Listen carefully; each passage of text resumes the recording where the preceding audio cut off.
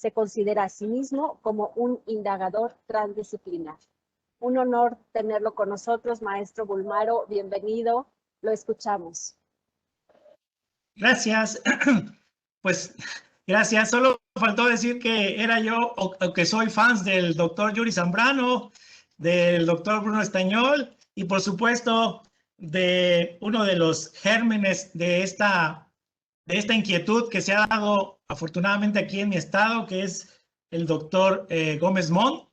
Gracias a él y a todas las instituciones, pues hemos podido realizar este evento transdisciplinar que para mí es muy emocionante porque me permite conjugar una serie de inquietudes, no solamente desde mi práctica profesional, que es la música, sino desde mis inquietudes muy honestas de conocimiento, como el cuerpo, como la propia vida, como la esencia, como la conciencia, y poder relacionarlas con mi quehacer profesional. Y bueno, pues yo les voy a compartir un poco de mis reflexiones, de mis ideas con respecto pues a este fenómeno, a este evento, a esta práctica, a esta experiencia de la música y cómo se relaciona con el cuerpo y el cerebro desde mi reflexión.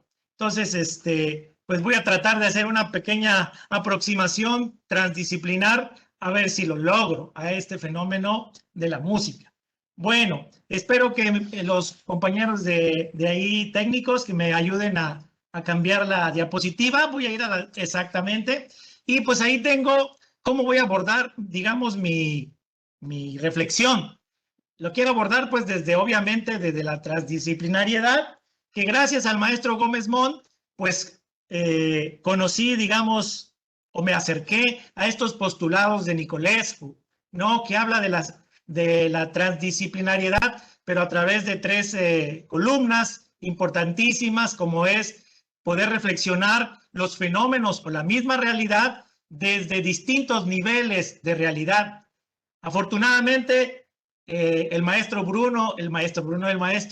Zambrano y yo, pues somos frutos del siglo XX, digamos que cuando ya la física nos permitió poder tener esta reflexión en distintos niveles de realidad, y no solamente como lo hacía la física clásica de Newton, en un solo nivel de realidad. Entonces yo creo que nos sentimos afortunados de estar en este momento de la historia de la humanidad.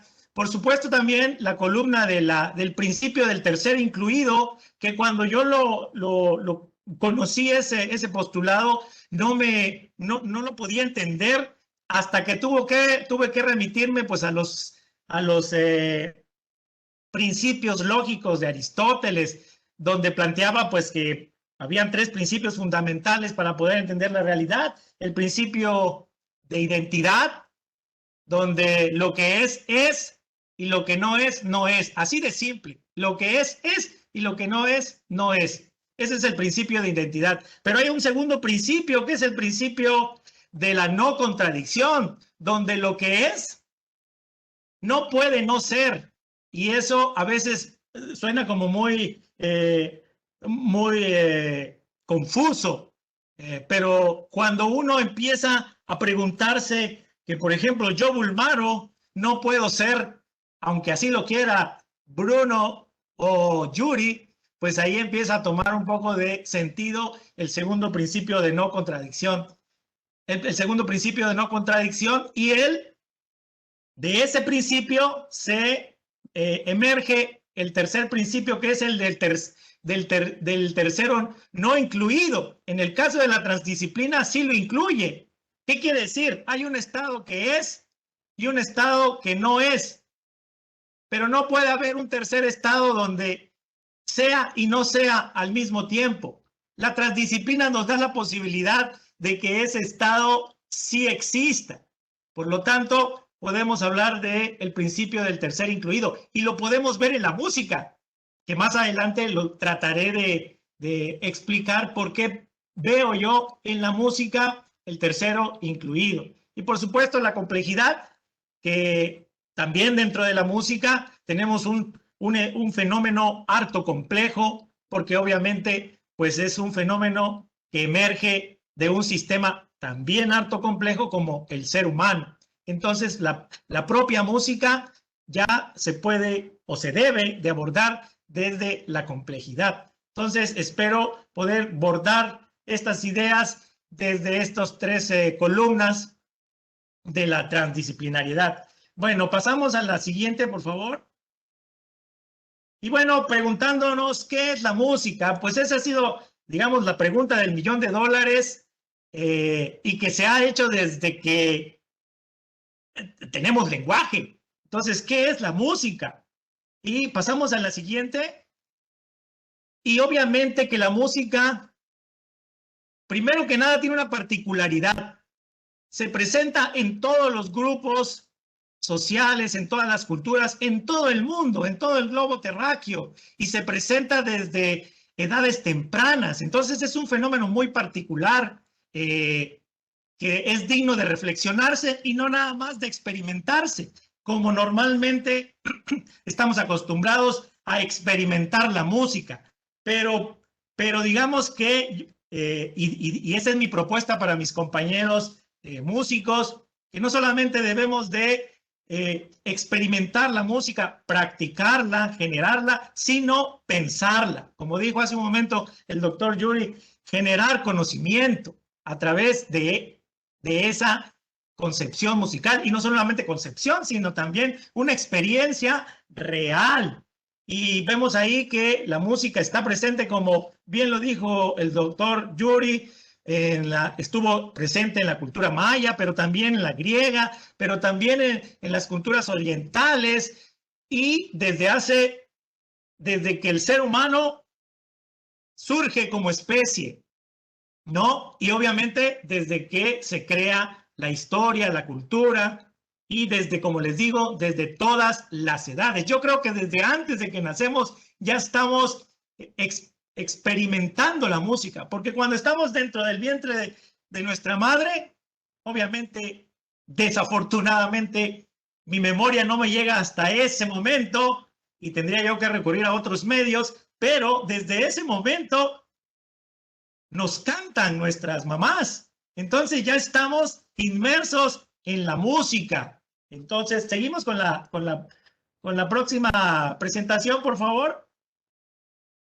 Y bueno, el problema de qué es la música es un problema ontológico que yo digo que es irresoluble. No podemos ontológicamente definir qué es la música, pero puedo, digamos, en mi humilde propuesta, hacer una aproximación de lo que es la música. Y para mí la música es un fenómeno, es algo que podemos nosotros percibir con nuestros sentidos. Pero no solo eso, y ahí es donde yo digo que la música es, digamos, se sujeta al principio del tercero incluido, porque no solamente podemos apreciar la música desde las posibilidades que nos dan nuestros sentidos de percepción, el oído, por supuesto el oído, pero también el cuerpo, la interocepción, la propiocepción, la propia vista. Cuando vemos danzar a los bailarines, estamos también viendo la música, pero también sentimos la música. Se nos genera un nivel de realidad distinto que no es el que vemos con los ojos, o que no es el que oímos con los oídos, y que probablemente sea el nuómeno de la música, o sea, la cosa en sí. Probablemente la música sea uno de los acontecimientos o de las experiencias que nos permiten poder acercarnos a lo que Kant llamó el nuómeno, ¿no? Entonces, por supuesto que la música es una experiencia, pero también es una práctica, y no quiero decir con esto que una práctica que solamente hagan los músicos o las personas con talento, que ahí sí yo difiero un poco con el doctor Estañol en que hay personas que traen talento. No, nosotros somos el talento. Entonces lo que tenemos que hacer es desarrollarnos como ese talento. Entonces la música es una práctica que, como lo vimos en la diapositiva anterior, se practica desde edades tempranas. Es un acontecimiento, nos acontece a cada momento, inclusive a una costa de nuestra voluntad, porque nos subimos a la combi y escuchamos música, porque vamos caminando y el señor que vende ropa tiene su música encendida, porque todo el momento la música nos acontece. Y por supuesto, en ese acontecimiento yo digo que es un estímulo simbólico, algo que nos significa algo que no pasa desapercibido en el ser humano. Por lo tanto, para mí es un estímulo simbólico. Es un aglutinador social. Y ahí la música ya empezamos a visualizarla, valga la expresión, en la cultura. Es un aglutinador social, pero también es una realidad continua, ¿sí? Pero también es una realidad efímera. Fíjense, ahí está otra vez el principio del tercer incluido. Es continuo, es perenne, pero también es efímero, es fugaz. Y para algunos, yo incluido, es un lenguaje. No como el lenguaje que estamos acostumbrados a usar cotidianamente, donde es hasta cierto punto, no hasta cierto punto, donde es un lenguaje unívoco. Ustedes entienden lo que yo les estoy diciendo porque lo asocian a un símbolo, a un significado, estos sonidos que salen de mi voz. Y por supuesto, en la música también son sonidos estructurados y por lo tanto son un lenguaje. ¿Qué comunican? Ese es el gran misterio, porque comunican comunican a cada individuo un mensaje propio. Fíjense, comunica a cada individuo un mensaje propio. Probablemente podamos coincidir en algún momento de ese mensaje, pero lo que sí es seguro es que cada uno puede entender el significado de la música y no necesariamente desde una referencia exterior, sino desde una referencia que ni siquiera podemos evocarla con el lenguaje verbal. Así de poderosa lo concibo yo la música. Y como alguien decía por ahí, la música es un cheesecake evolutivo. Eso lo dijo Steven Pinker, del cual yo no estoy de acuerdo, donde decía que era un postre de la evolución, pero que no tenía ningún efecto adaptativo. Y no es cierto. Bueno, por lo menos hay algunos estudios donde establece que no, que la música, por supuesto que juega un papel adaptativo en nuestro largo camino de la evolución, ¿sí? Entre ellos, Steven Mitjen, que tiene un libro muy interesante que se llama Los neandertales cantaban rap.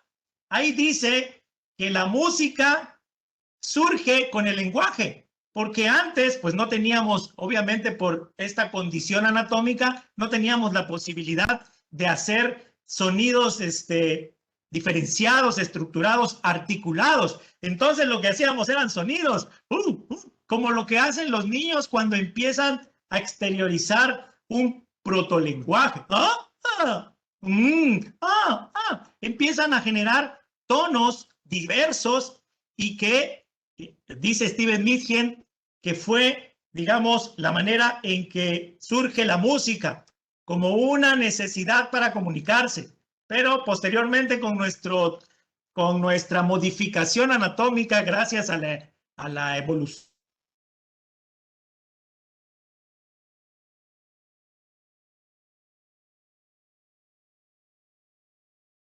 En el último aspecto, yo no estoy de acuerdo con Steven Pinker.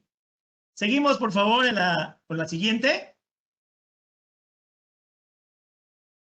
Lo que sí tenemos probablemente resuelto, y hasta eso relativamente resuelto, es el problema epistemológico de lo que es la música. Y hay muchas definiciones, han habido muchas definiciones a lo largo, ahora sí, de la historia del hombre. Entendiendo la historia como esta memoria cultural, como lo que decía Edward Wilson, esta evolución de nuestra cultura. Entonces, dentro de las definiciones que podemos tener muy en cuenta y que a mí me gustaron, y como es mi presentación, se las comparto. Hay más definiciones. Entonces, una de ellas es, la música es sonido organizado humanamente. Esto lo dijo John Blackie, que es un etnomusicólogo.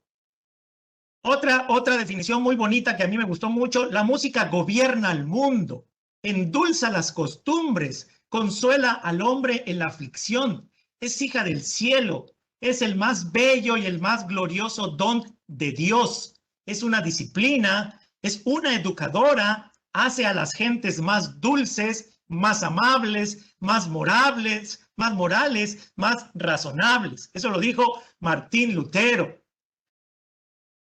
Y hay otra que también es muy interesante, que yo creo que ahí sí se le quitó lo pesimista a Arthur Schopenhauer.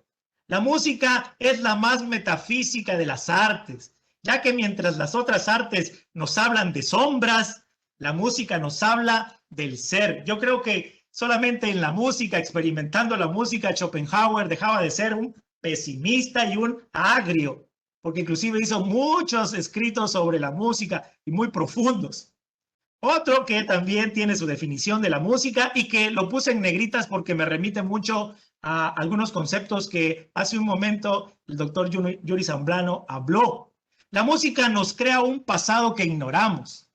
¿Y por qué digo que me remite a la ponencia del doctor Yuri Zambrano? Porque cuando nos dice que nos crea un pasado, nos gatilla nuestra memoria, lo que hemos de alguna manera vivenciado y está integrado en nuestra memoria.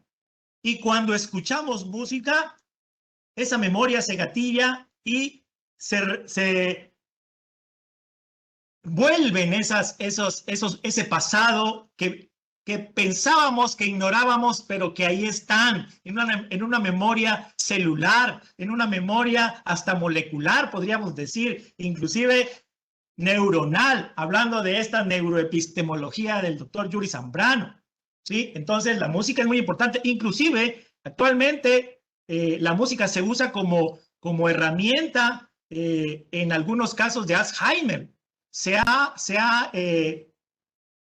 comprobado que las personas que tienen Alzheimer escuchan música y reaccionan a ello. Entonces, quiere decir que la música sí nos gatilla nuestra memoria que está arraigada hasta en nuestras moléculas, no solamente en nuestras células, sino en nuestras moléculas, porque al final de cuentas, ¿qué es la genética? ¿No? Pues es memoria. Entonces, yo creo que la música es un estimulador, es un gatillador, en términos de Maturana, de nuestras memorias. La música, decía Claude Debussy, fíjense, Claude Debussy, uno de los compositores que, digamos, permitieron esta transición de lo tradicional a lo novedoso en la música. Claude Debussy, con esta definición que yo la veo desde el punto de vista de sistema, punto de vista de pensamiento sistémico y hasta cierto punto científico, vean lo que dice Claude Debussy sobre la música. La música es un total de fuerzas dispersas, expresadas en un proceso sonoro que incluye el instrumento, el instrumentista, el creador, su obra y un medio propagador y un sistema receptor. Entonces, ahí estamos viendo que hay un pensamiento sistémico. Antes, inclusive, que lo propusiera Bogdanov con su tecnología, o Bertalanffy con sus sistemas complejos, o Edgar Morin con su pensamiento complejo, un músico proponía entender la música como un sistema complejo. La música también es un alimento de la virtud.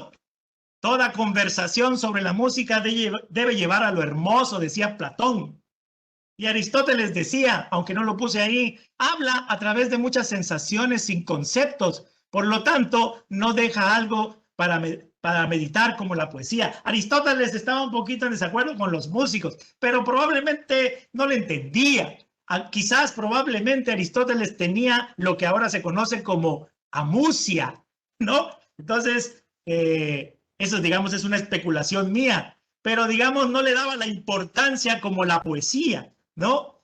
Sin embargo, con el paso del tiempo nos hemos dado cuenta que la música es harto importante para el ser humano.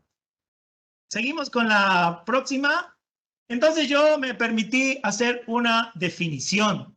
Mi definición es: la música es inmanente al ser humano y trascendental al individuo, ¿sí? Si no hay ser humano, si no hay especie humana, no hay música.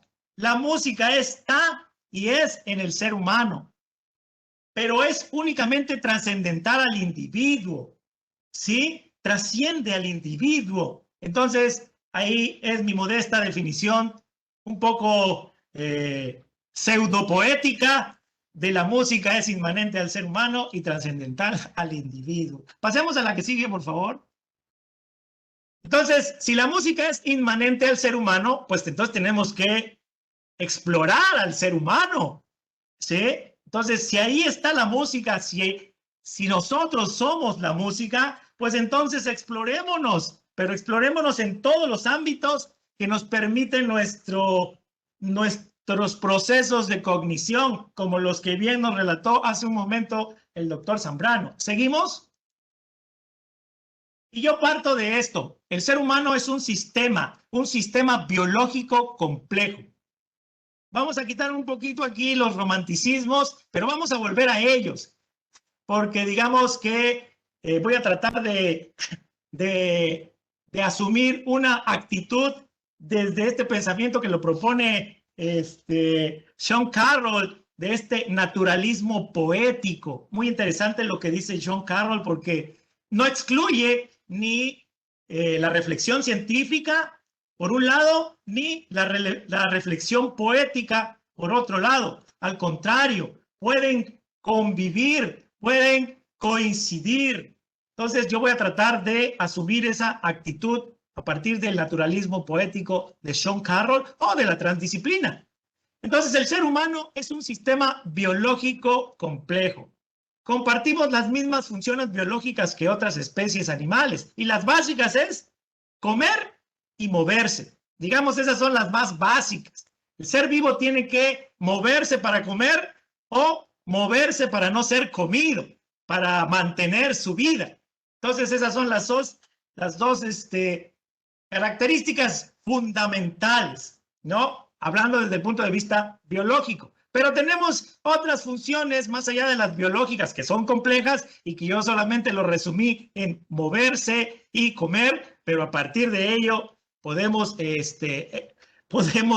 sumergirnos a toda la complejidad que ello amerita. Además de esas funciones biológicas, también tenemos funciones cognitivas. Y tenemos funciones cognitivas, algunas elementales, que compartimos con ciertos con ciertas especies animales, y que no nada más nosotros la tenemos. O sea, con esta idea de que somos la neta del planeta únicamente como especie animal, no es cierto. Las otras especies animales también comparten funciones cognitivas elementales como las que tenemos nosotros. Adelante, por favor. Entonces, estas funciones cognitivas básicas son la atención. Tenemos que tener atención de la realidad. Tenemos que tener una motivación, entendiendo la motivación como el motor que me hace ir a buscar la comida o defenderme del depredador. Tenemos una memoria, tenemos una percepción. Esas son las funciones básicas que compartimos, por ejemplo, con mi gato, con mi perro, con mi mascota. Esas yo las comparto con ellas, y por eso probablemente hay una afinidad con los animales. Pero tenemos una singularidad. Tenemos los seres humanos funciones que le llamamos superiores, pero no porque sean mejores, porque estén encima de, sino porque son más complejas. Entonces yo voy a usar aquí el término superior en su connotación de complejo, no en su connotación jerárquica. Lo puse porque pues es lo que plantea la bibliografía, pero dejemos un poco esta connotación jerárquica y la veamos de manera estructural. Tenemos funciones complejas, más complejas que las básicas, que ya de por sí son complejas, pero digamos con un nivel de complejidad aún mayor. Tenemos el pensamiento, tenemos el lenguaje, que ya hablamos de ello, y que me permite poder transmitir lo que aquí se está llevando a cabo en mi mente, y ustedes poder recibir eso que no se puede ver. Y yo no puedo ver ahorita la información y el mensaje, pero ustedes lo reciben. Tenemos ese lenguaje. Tenemos, por supuesto, el razonamiento que nos permite no solamente escuchar lo que yo les estoy diciendo como loro, sino procesarlo a través de sus mecanismos de razonamiento y un mecanismo de abstracción, porque yo ya no necesito enseñarles lo que yo les estoy diciendo con peras y manzanas. Eso también es un mecanismo harto complejo, el mecanismo de la abstracción, que se experimenta mucho con y en la música. Y por supuesto las funciones ejecutivas, que son muy importantes para nuestro desempeño en nuestro nicho cultural, en nuestro nicho histórico. Seguimos adelante, por favor. Y tenemos lo que yo le llamo, o lo que algunos autores también han denominado, funciones de alto orden. Otra vez, volvemos con esta idea no de la jerarquización, sino de la complejidad, ¿sí? Así como hay organismos unicelulares y después vertebrados y después mamíferos y después nosotros, la única diferencia es el nivel de complejidad. No es que seamos mejores o peores, porque eso también es un concepto que nos ha, uno, obstaculizado, y otro, también nos ha llevado a relaciones entre nosotros mismos un tanto erróneas. Entonces vamos a hablar de funciones de alto orden como grados de complejidad. Y dentro de ellas está el análisis, la síntesis, la investigación, que no es la exploración, es la investigación, es la metacognición, es pensar en lo que yo mismo estoy pensando, es la creatividad, ¿sí? Ayer teníamos, o antier teníamos una plática con el doctor Gómez Montt y nos hablaba de dónde está la imaginación. Las ciencias actualmente ya nos están proponiendo una estructura funcional de donde emerge esa imaginación que va muy ligada con la creatividad. Fíjense, las ciencias que antes las considerábamos frías, materiales, allá las ciencias y por acá el arte, ahora nos están dando la posibilidad de poder, digamos, entender o acercarnos a esa comprensión de dónde está la imaginación, de dónde surge la creatividad. Y por supuesto se deriva también de ahí las artes, y entre ellas mi arte, la música. Entonces también como una función de alto orden, les propongo, y no solo yo les propongo, o sea, hay un montón de escritores que proponen eso, es que la música es una función de alto orden, que también está muy relacionada con el pensamiento sistémico. Tenemos un pensamiento crítico y lo que hace ratito habló el doctor Yuri Zambrano, una conciencia de sí como una función de alto orden compleja. Podemos percibir nuestra conciencia de sí. Lo que no sabemos es qué es esa canija conciencia de sí. Y entonces ese es el gran misterio, y ojalá y siga como es en esa condición de misterio, porque lo que desde mi reflexión lo que nos da es esa idea de alcanzar esa revelación de qué es la conciencia de sí, aunque ya la experimentemos, ¿sí? Entonces seguimos con la próxima, por favor. Bueno, la conciencia de sí, o lo que algunos llaman el yo o el self, como dijo el doctor Yuri Zambrano, podemos explicarlo desde distintos niveles de realidad, como lo propone la transdisciplina. Y aquí, por ejemplo, yo uso dos eventos, digamos el evento biológico, nosotros, y la música, que al final de cuentas es lo mismo, porque ¿quién produce la música? Nosotros. pero digamos como una herramienta explicativa, yo propongo que podemos describir la música, una probable descripción de la música en términos neuronales, como lo dijo hace un momento en su charla el doctor Yuri Zambrano, como estructuras neuronales, que las propias neuronas tienen su propia epistemología o neuroepistemología. Pero si nos vamos más profundamente, podemos también entender que la conciencia de sí está también dentro de las relaciones atómicas. O sea, hay muchos niveles de descripción que podemos hacer de nuestra conciencia de sí. Igualmente con la música. ¿Qué es la música? ¿Qué es lo que sentimos? ¿Son las partituras? ¿Son las notas musicales? Ese es un nivel de descripción, pero abajo de ese nivel de descripción están las ondas moleculares que se mueven en nuestro entorno y que llegan a un aparato receptor y que después se transforma con esta transformación de energías y de repente explota en esa experiencia que nosotros denominamos sonido. Entonces podemos agarrar un nivel de explicación para definir qué es la música. Pero todavía no sabemos lo que es la música. Lo que sí es que lo experimentamos, que eso para mí es fundamental. Seguimos con la próxima, por favor. Que hay una pequeña digresión especulativa. Si bien el papel del sistema nervioso central, en especial el encéfalo, se advierte en esta presentación mía relevante, porque pues he de confesarles también que todas estas inquietudes vertidas en esta presentación de la mente, del cerebro, son gracias a este estímulo que recibí al conocer, por ejemplo, algunos escritos del doctor Zambrano, algunos escritos de otros autores que han hablado del tema.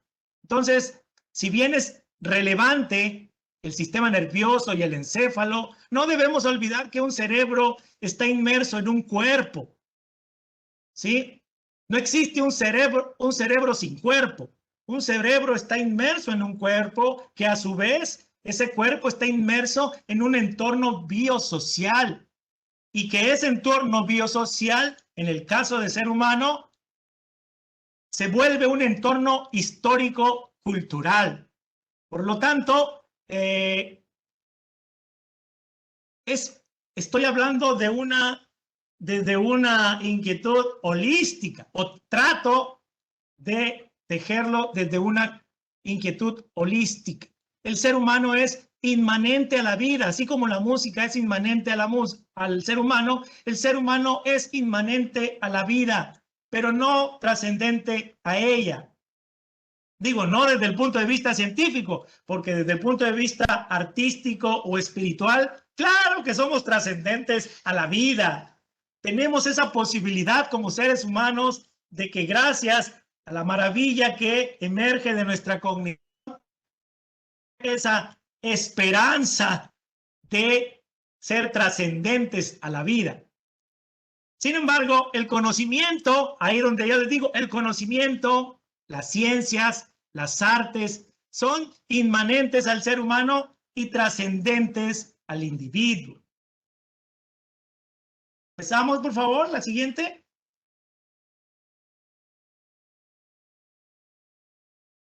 La música se ha pensado desde estos aspectos, más allá de la música, de este problema filosófico antiquísimo, del problema mente-cuerpo. Yo me considero una persona que no es dualista cuando me conviene, porque cuando me conviene tomo una actitud monista. Entonces, digamos que asumo esta actitud transdisciplinaria de el tercero incluido. Entonces, el problema mente-cuerpo, ¿qué es la mente? ¿La mente es material? ¿Qué es el cuerpo? ¿La mente es el cuerpo o son cosas distintas? Eso ha sido algo que todavía hasta la fecha se sigue debatiendo. La mente es una función emergente del cuerpo, cerebro-cuerpo. La música es una función emergente de la mente. Por lo tanto, es una función emergente del sistema biológico humano. No podemos separarlos. Podemos, digamos, separarlos para un fin reflexivo, para un fin de análisis, para un fin descriptivo, pero en sí no podemos separar la música del cuerpo, ni el cuerpo de la vida. Entonces, la música es la vida misma, podríamos hablarlo poéticamente. ¿Y qué pasó con las emociones?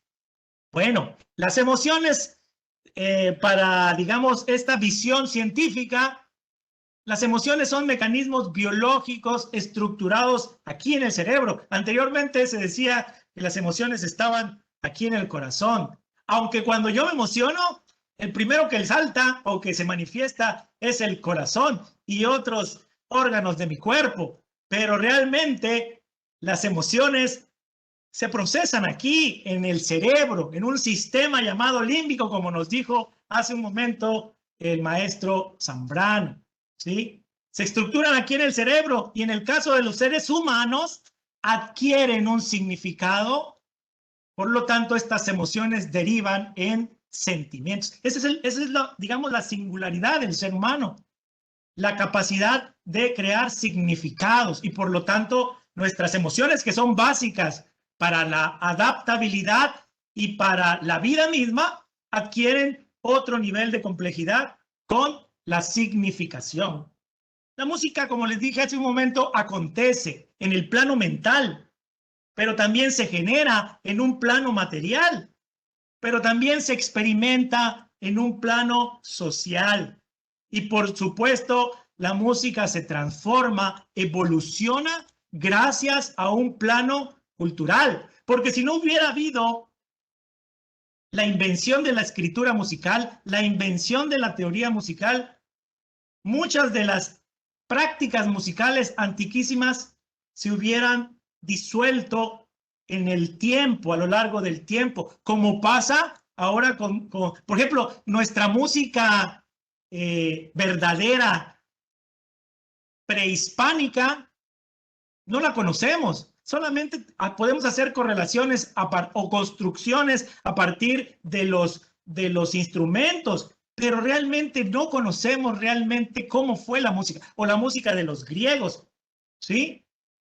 Pero gracias a la teorización, la conceptualización y la escritura, la música hace o permite como un producto cultural que esa música se vaya transformando, se vaya evolucionando. Y voy a hacer una acotación aquí con el término evolución, porque a veces causa un poco de escozor para algunas personas. Voy a usar el término de evolución no como mejoramiento, sino como transformación. O sea, como emergencia de otras características. A eso me refiero con evolución. Por lo tanto, la música evoluciona, pero en el plano cultural. Se va llenando o van emergiendo nuevas características en la música. Por lo tanto, ahora ya podemos hablar de música que no existe, de sonidos que no existen en la naturaleza, pero que se pueden hacer gracias a estos avances tecnológicos. Y entonces ya podemos hacer música con sonidos que probablemente no pudiéramos hacer si no, porque no había la posibilidad de hacerlos con estas tecnologías, la música electrónica. Vamos a la que sigue, por favor. Y bueno, todos estos, la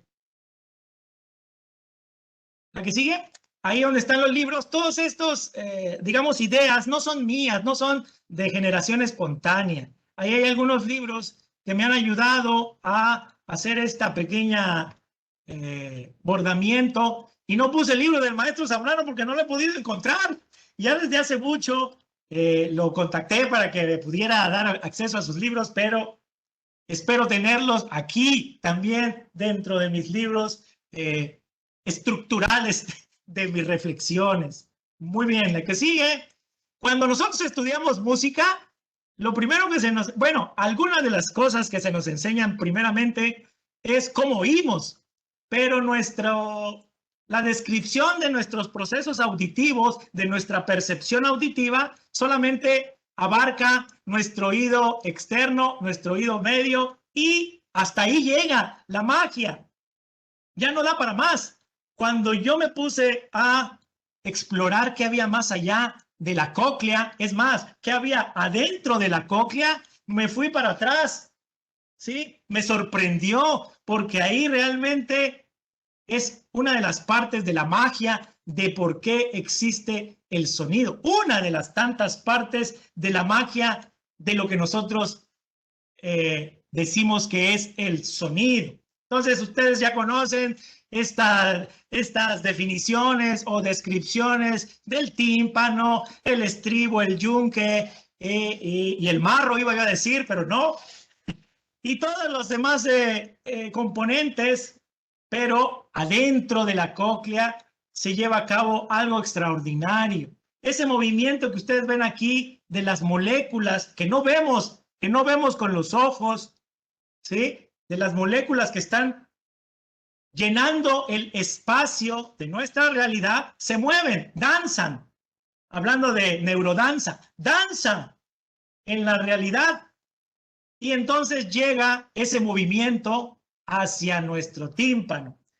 Y ese tímpano es inducido por ese movimiento y de ahí induce a los huesecillos, y ese movimiento adentro de la cóclea hace que se mueva como si fueran el vaivén de las olas, un líquido muy importante que está ahí y que hace que se muevan las células que van a transformar el movimiento de las moléculas que están en el exterior en energía eléctrica. Fíjense, cuando conocí que el sonido era energía eléctrica, me fui para atrás. Quiere decir que somos energía, obviamente una energía eléctrica que tiene variaciones, que constantemente está en movimiento. Y ahí me puse a pensar, todo es movimiento. Aun cuando estemos aparentemente estáticos, constantemente la realidad se mueve. Entonces, seguimos, por favor. Y aquí tenemos, digamos, un pequeño acercamiento de un diagrama de cómo una vez que se convierten estas vibraciones mecánicas de las moléculas gracias a estas celulitas que tenemos adentro de la cóclea, gracias a estos pelitos que danzan en el vaivén del líquido de la cóclea, está dentro de la cóclea, producen, gracias a lo que dijo hace un momento el doctor Zambrano, gracias a este movimiento también de las moléculas de sodio, potasio y todo lo que adentro en el nivel molecular nos constituye, gracias a eso, ¡pum!, se dan los impulsos eléctricos, como si fueran fuegos pirotécnicos que caminan, que van hacia otras estructuras que se van, digamos, complejizando más cada vez que van subiendo a niveles anatómicos y funcionales mucho más complejos, hasta que llegan a nuestro córtex auditivo. Y entonces ahí se juntan con otros, digamos, otro tipo de información, la significativa, la de la propia experiencia, en fin, la del movimiento percibida en otros canales. Ahí se junta con el sonido. Y ahí se junta también con lo que nosotros hemos construido desde el plano cultural, histórico, como música. Adelante, por favor. Bueno, aquí hay otro diagramita, que son las vías de audición. Aquí tenemos el tallo cerebral, tenemos el tálamo, que es digamos que es como una zona de relevo donde convergen muchos estímulos y de ahí va derivando. Fíjense qué maravilloso es el cuerpo, qué maravillosos somos nosotros desde el punto de vista biológico. O sea, no somos nada al azar. No somos nada al azar, todo está estructurado como la propia música, ¿sí? No puede haber un sonido así espontáneo. Aquí en el tálamo, los estímulos que recibimos de todo lo que nos conforma como sistema biológico se van derivando a las distintas áreas que tenemos en este maravilloso aparato que es nuestro cerebro. Obviamente, lo maravilloso no es solo el cerebro, lo maravilloso es que el cerebro está en relación, gracias a nuestro cuerpo, con la realidad. Esa es la maravilla. Entonces, aquí tenemos otra vez donde está el área primaria auditiva. Ahí es donde llegan los impulsos eléctricos. Pero van a darse cuenta en la siguiente diapositiva, por favor.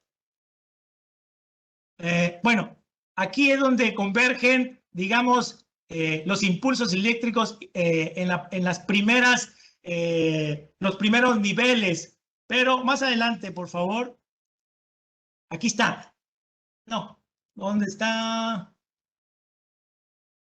Este diagrama tonotópico. ¿Sí lo ven? ¿Sí ven ahí los colores?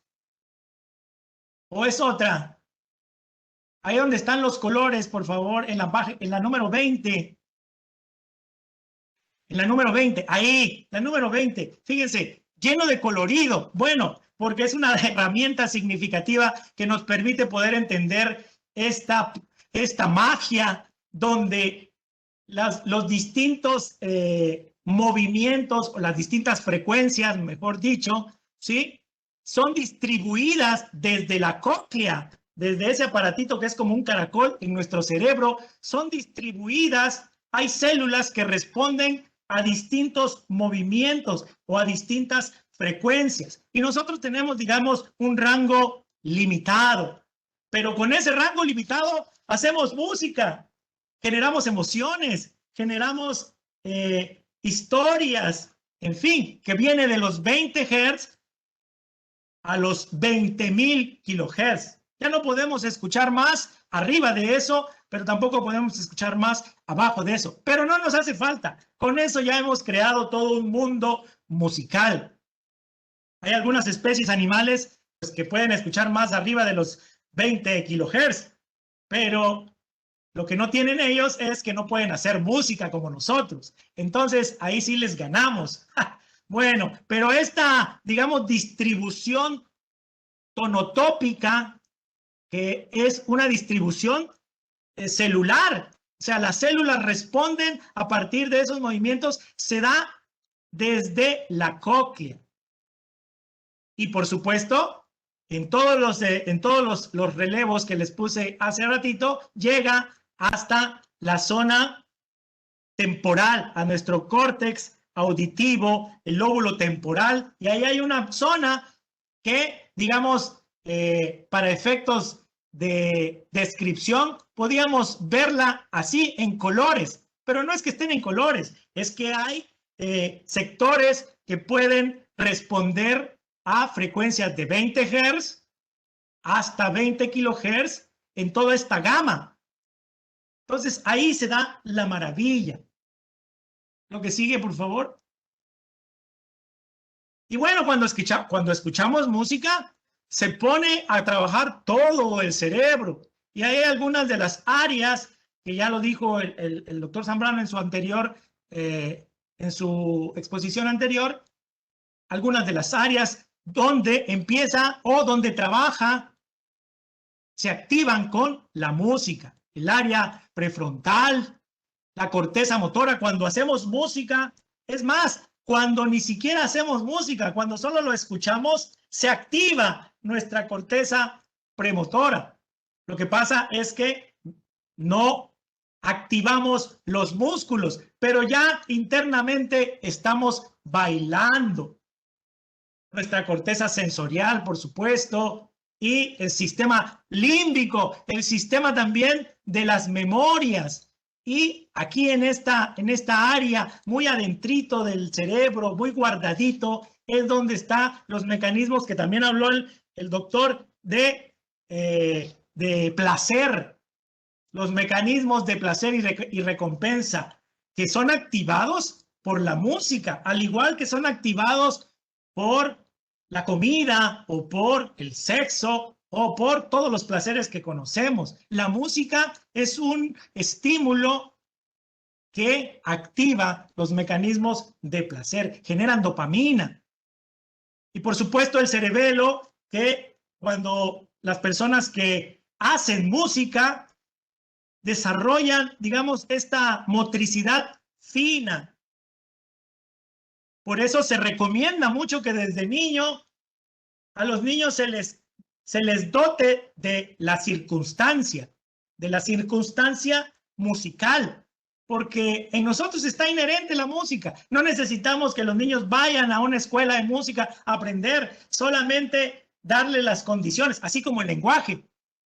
En el lenguaje nosotros aprendemos solitos porque nuestras condiciones están dadas para que se desarrolle. Ahí por eso estaba en desacuerdo con esta cuestión de el talento musical. Si tenemos una circunstancia, un nicho apropiado para que lo musical se desarrolle en nosotros, obviamente va a surgir. Y por eso hay muchos Mozarts, por eso hay muchos Beethovens. Lo que pasa es que pues a Mozart y a Beethoven y a todos nuestros grandes compositores, pues les tocó que la historia, la cultura, les diera un lugar especial en ella misma, en la historia y en la cultura. Pero dentro de cada uno de nosotros están los Mozart y los Beethovens. Claro, no con el marketing que da la historia y la cultura, pero pues ahí estamos. Seguimos, por favor. Y bueno, un modelo que propone una de las científicas que está estudiando mucho el fenómeno musical es Isabel Perret, que creo que trabaja en Canadá y propuso un modelo para poder explicar desde esta visión científica el fenómeno musical. Entonces ella habla que el estímulo sonoro se analiza y específicamente en el proceso musical hay dos vías: la dimensión melódica y la dimensión temporal. La dimensión temporal tiene que ver con el ritmo, con la distribución en el tiempo de los eventos sonoros, digamos así, ¿no? Lo que sucede en el tiempo con lo que escuchamos, con los tonos. Pero existe una dimensión melódica que tiene que ver con la relación que existe entre tono y tono para crear un contorno melódico que para los músicos sería una idea musical, o lo que yo podría, digamos, hacer un análogo con las oraciones, ¿sí? Las oraciones que no son más que palabras conectadas, interrelacionadas, que generan un significado. Entonces, las ideas musicales son sonidos que se relacionan dentro de su microsistema y que generan una idea musical. Y después se va complejizando a tal grado que llega a un discurso musical. Y bueno, la música yo la considero como precursora de salud mental. Entiendan lo que ustedes quieran entender con salud mental. Digamos que está ligada al sistema límbico, a las emociones, ligada a los sistemas de recompensa y placer. Aquí me faltó una L. Está ligada a los movimientos finos, está ligado a los mecanismos de memoria a largo plazo y por supuesto está ligada a una historia cultural. Entonces, para estos días de asiego, de estar encerrados, escuchemos música. Ahí tenemos, digamos, un antídoto para poder soportar este aislamiento, que dicen que el ser humano no puede vivir aislado. Entonces, la música y otras cosas me han dado una oportunidad de hacer coincidir todas estas ideas y reflexiones de las que yo les hablé. Y hay un autor que para mí es muy importante, que también hizo, digamos, esta unión de tres mentes. Gödel, él fue el de la teoría de la incompletud, que cambió radicalmente las matemáticas, pero también la física. Escher, con sus famosos grabados de la geometría imposible. Y por supuesto, nuestro santo para los músicos, Johann Sebastian Bach. Entonces, en su libro Gödel, Escher y Bach, propone lo siguiente: a mitad del camino entre la inabarcable inmensidad cósmica del espacio-tiempo y el incierto y misterioso titilar de los cuantos, los seres humanos más semejantes a un arco iris o a un espejismo que a una gota de lluvia o a una roca, somos impredecibles poemas que se escriben a sí mismos, vagos, metafóricos, ambiguos y en ocasiones insoportablemente bellos. Eso es para mí la música. Bueno, gracias. Muchísimas gracias, maestro Bulmaro. Muchísimas gracias. Temas, como les decía yo, imprescindibles, interesantísimos, y que el tiempo nos corretea siempre en este tipo de presentaciones. Agradecemos muchísimo tanto al maestro Bulmaro como al maestro Zambrano en esta primera sesión, y por supuesto el video también del maestro